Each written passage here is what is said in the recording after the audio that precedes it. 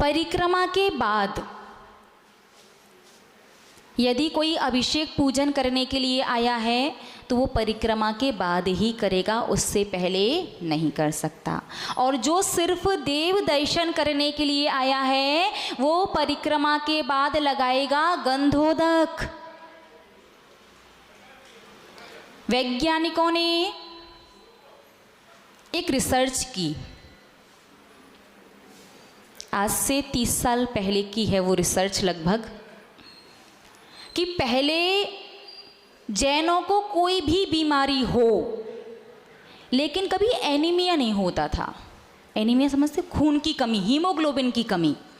और आज तो छोटे छोटे से बच्चों को हीमोग्लोबिन की कमी हो जाती है।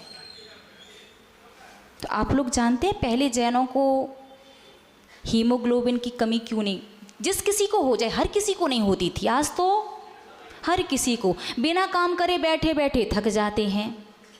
कितना भी सो लें वो दिन वो जमाते ही रहते हैं। एक फ्रेशनेस जो होती है ना, जागरूकता, वो नहीं आ पाती। प्रवचन थोड़ा सा कठिन हो जाए तो लोग तो प्रवचन हॉल में भी सो जाते हैं।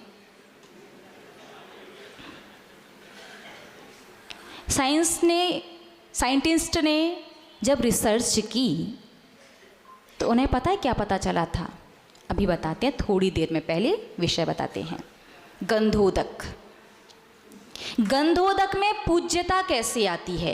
एक पाषाण, एक धातु की प्रतिमा पर जाकर के वो गंधोदक इतना पूज्य कैसे हो जाता है कि यदि उसकी एक बूंद भी नीचे गिर जाती हम तुरंत पोंछ दिया करते हैं। बहुत सारे लोग कहा करते हैं कि सूर्य मंत्र की वजह से गंधोदक पूज्य हुआ। सिर्फ सूर्य मंत्र की वजह से? और भी कुछ है। बीजाक्षर, धारा करते समय बीजाक्षर पढ़े, सिर्फ बीजाक्षर से हो जाएगा? इतना पूज्य, एक बूंद भी गिर गई तो तुरंत पोंछ देते हैं, सिर्फ बीजाक्षर और सूर्य मंत्र से नहीं। कोई भी धातु या पाषाण की प्रतिमा तभी पूज्य होती है जब उसके पंच कल्याणक प्रतिष्ठा होती है।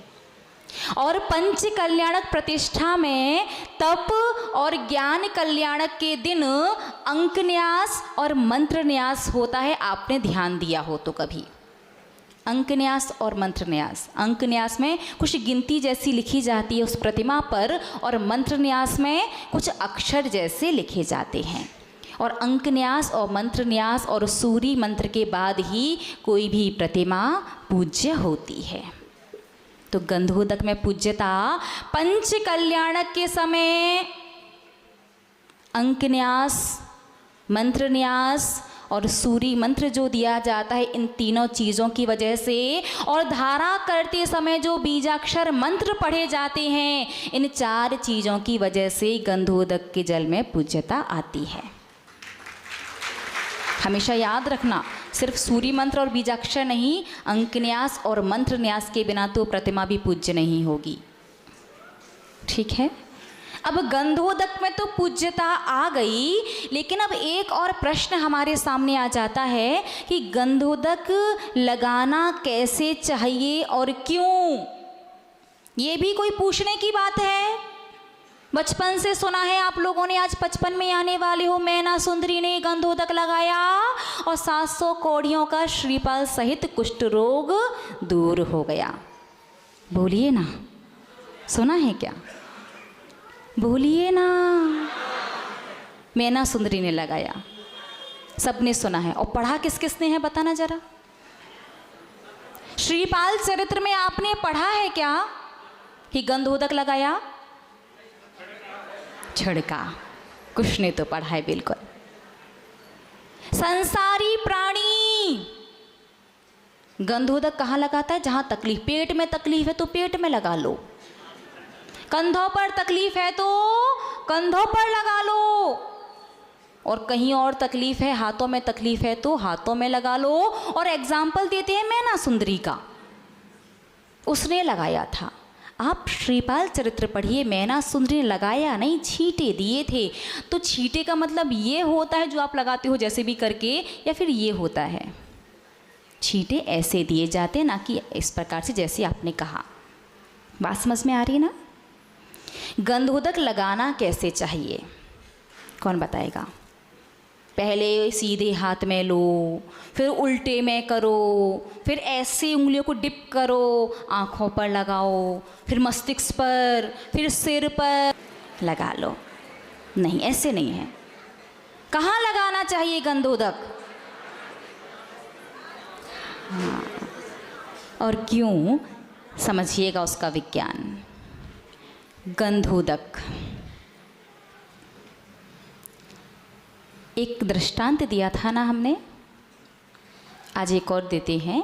पहले हमने मोबाइल वाला दिया था कि सिर्फ टावर लगे होने से मोबाइल में नेटवर्क नहीं आएंगे, टावर का कनेक्शन सैटेलाइट से होना ज़रूरी है। आज आपको एक एग्जांपल देते हैं डॉक्टर का, ठीक है ना? आपको शरीर में तकलीफ कहीं भी हो, लेकिन डॉक्टर इंजेक्शन एक पॉइंट पर लगाता है और आपको विश्वास है कि उस जगह की तकलीफ ठीक हो जाएगी। ऐसा तो नहीं कहते कि पैर में तकलीफ है तो इंजेक्शन भी पैर में ही लगाओ, नहीं ना। शरीर में तकलीफ कहीं भी हो, दवाई मुंह से खाते हैं और पेट में जाती है और विश्वास होता है कि सिर का दर्द ठीक हो जाएगा। ऐसा तो नहीं है कि खाने की दवाई को घोल करके सिर पर लगा लो या कान की दवाई को कान में ही डाल लो, नहीं ना। विश्वास है कि मुंह से खाओ भले ही पेट में जाए, लेकिन जहाँ भी तकलीफ़ है वो तकलीफ़ सही हो जाएगी। मतलब कहीं भी किसी भी चीज़ पर आप विश्वास कर सकते हो, लेकिन कहीं विश्वास नहीं कर पाते तो वो है धर्म। आप विश्वास नहीं करते, फिर सारा की सारा दोष धर्म को देते हो कि धर्म से कुछ होता नहीं है। धर्म इस नहीं महानुभाव। साइंस ने जब रिसर्च की थी ना, हमने भी एक बात कही, एनीमिया हीमोग्लोबिन की कमी वाली, साइंस ने जब रिसर्च की तो साइंटिस्ट के सामने एक रिजल्ट निकल करके आया कि जैन मंदिरों में धातु की प्रतिमाएं होती हैं, अष्ट धातु की, पीतल की, तांबे की, और जब धातु की प्रतिमा पर जल जाता है तो जल का आयनीकरण हो जाता है, आयरन तत्व उस जल में पहुंच जाते हैं और पूरे शरीर में एकमात्र ये आज्ञा चक्र ऐसा स्थान है जहां से डायरेक्ट एनर्जी आपके अंदर प्रवेश करती है। और सीधे हाथ की बीच की ये 2 उंगलियां हैं, ये किसकी तरह हैं? हाँ, किसकी तरह है? टावर की तरह। गंधोदक सैटेलाइट, ये 2 उंगलियां टावर, आपका शरीर मोबाइल। जैसे मोबाइल में नेटवर्क एक पॉइंट पर आते हैं, आपके शरीर में नेटवर्क आने का पॉइंट ये, और पूरा शरीर काम करेगा। गंधोदक कहीं भी कैसे भी लगाओगे तो गंधोदक का प्रभाव तो जाएगा नहीं, ऊपर से गंधोदक की अग्नि का दोष जरूर लग जाएगा। पहले के हमारे बड़े बुजुर्ग हाथ धोते थे, गंधोदक लेते थे, ऐसे लगा करके पुनः हाथ धो लिया करते थे। तो जब भी किसी धातु या पाषाण की प्रतिमा पर जल जाता है, जल का आयनीकरण हो जाता है और वो आयरन युक्त जल, वो गंधोदक जब आप सीधे हाथ की 2 उंगलियों से, बाकी कहीं और लगाओगे तो नहीं हो कनेक्शन बनेगा। सिर्फ लोहे के डंडे जैसे खड़े कर दिए जाए तो टावर नहीं बन जाता, उसका पूरा एक अलग सिस्टम होता है।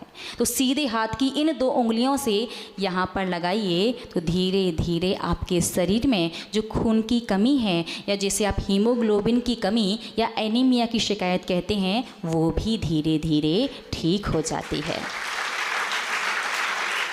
और आप यहाँ तो लगाया सो लगा, यहाँ मुझे यहाँ लगाया, यहाँ लगा, पता नहीं कहाँ कहाँ लगा लेते हैं। तो पहले सीधे में से करके उल्टे में, उल्टे से सीधे में, ऐसे कुछ भी नहीं करना है।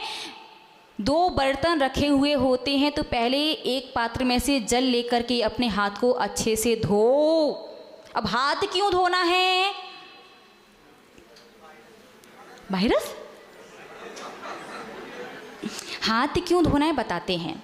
क्योंकि द्रव्य चढ़ाने के बाद जब आपने भगवान को पंचांग नमस्कार किया था ना, तो आपके हाथों ने जमीन का स्पर्श किया था ना।